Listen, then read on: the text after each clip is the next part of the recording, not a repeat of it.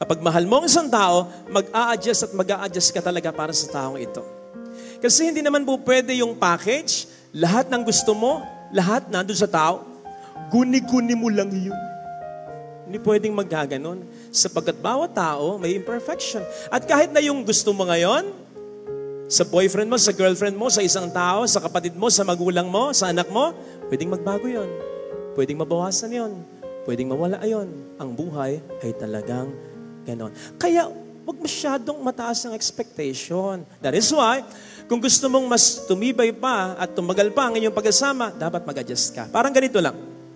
If I may use an analogy, ayan no, isang bond paper, may margin.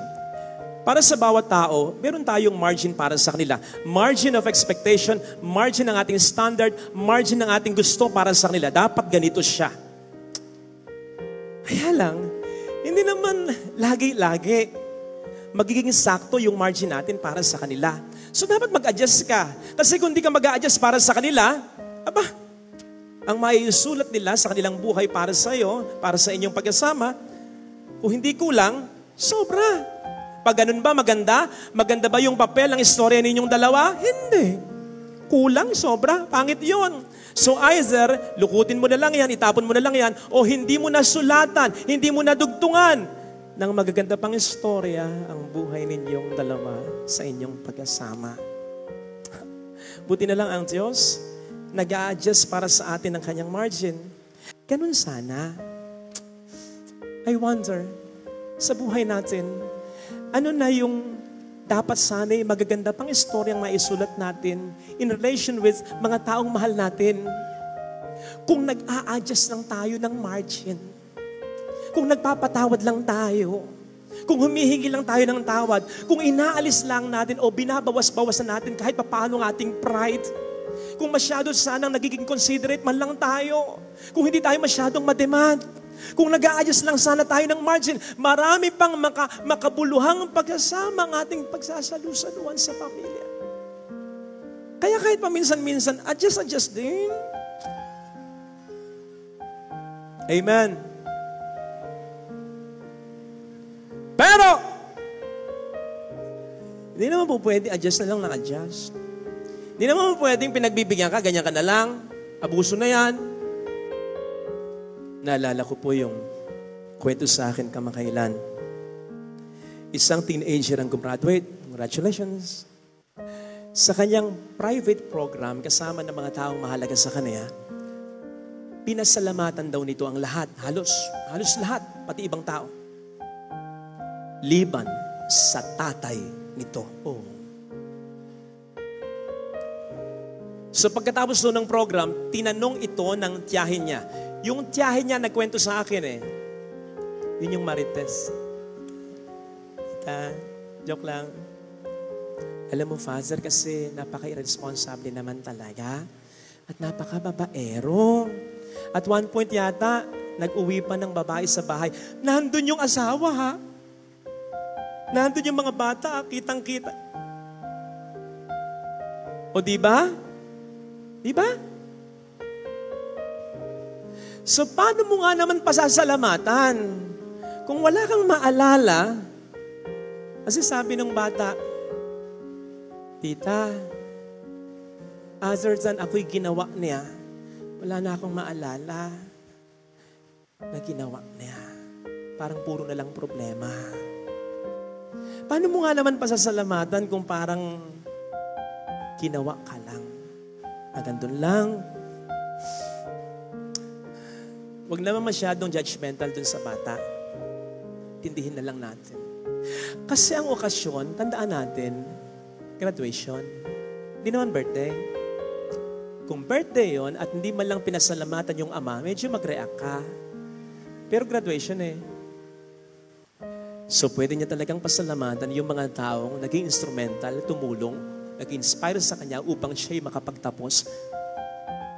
At hindi ang tatay niya, na pagkatapos siyang gawin, ang obligasyon sa kanya at sa kanilang pamilya ay tinapos.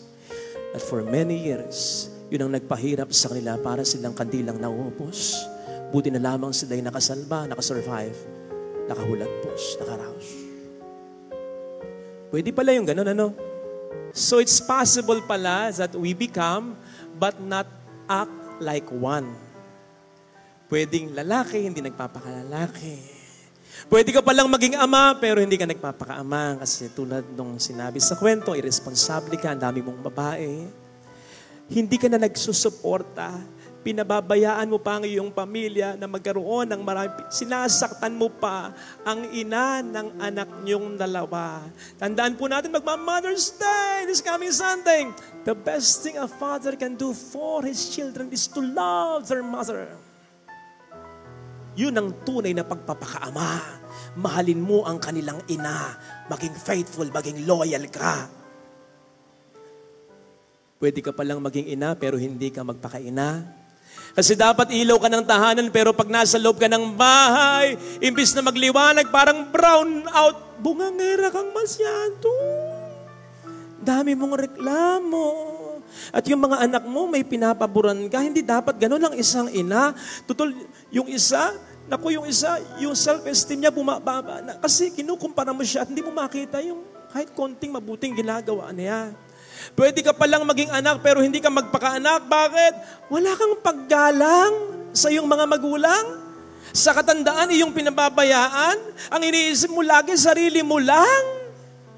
Pwede ka palang maging kapatid but not act like one kasi wala kang malasakit sa iyong kapatid. Ano kung meron ka ng ibang pamilya? Magkapatid pa rin kayo, tandaan mo yon.